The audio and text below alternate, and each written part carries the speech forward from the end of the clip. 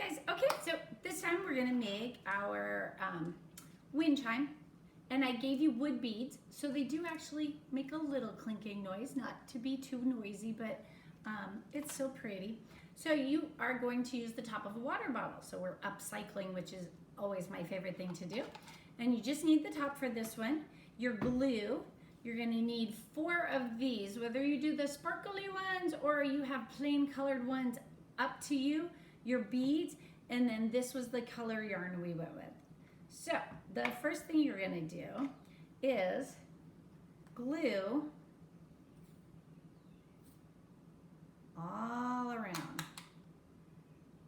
And yarn is actually very easy to work with. Glue, even better than paper. It's very, very stick to it. You don't need to rub it in, you just need to have it all the way around like that. And then spread out your yarn so you're not in knots. Just find your end, start it at the top, and you're just gonna wrap it around.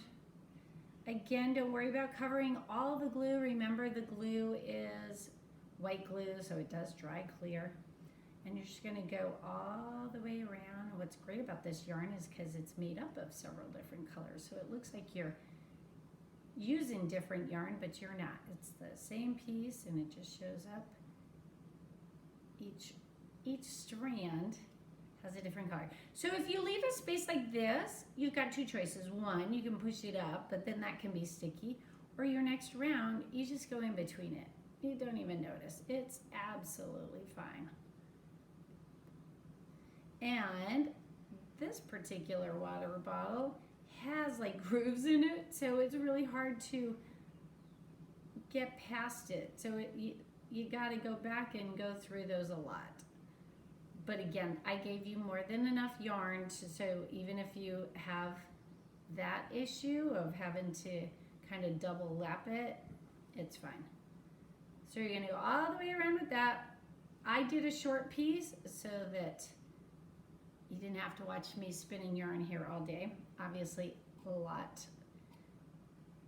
left over. But so yours is gonna go all the way down to, if you didn't notice also, there's 3 holes in here, and that's already, I punched them out for you.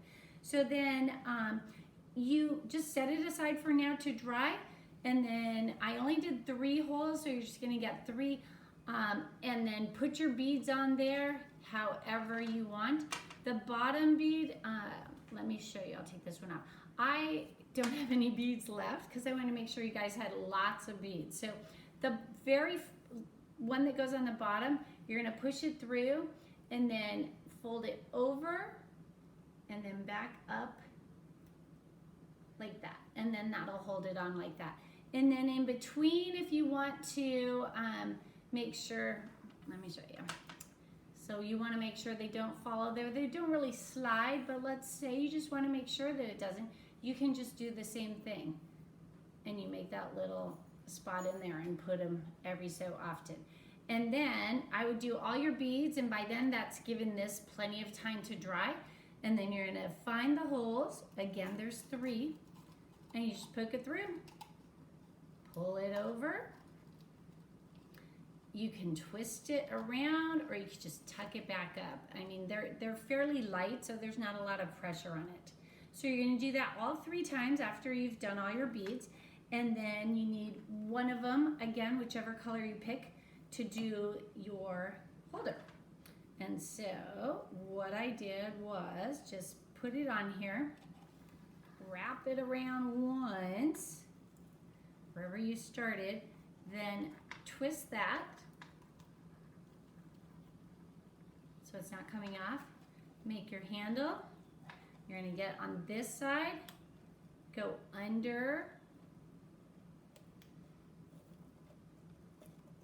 and then do the same thing, kind of twist it up and over once. And then there's your handle. Okay?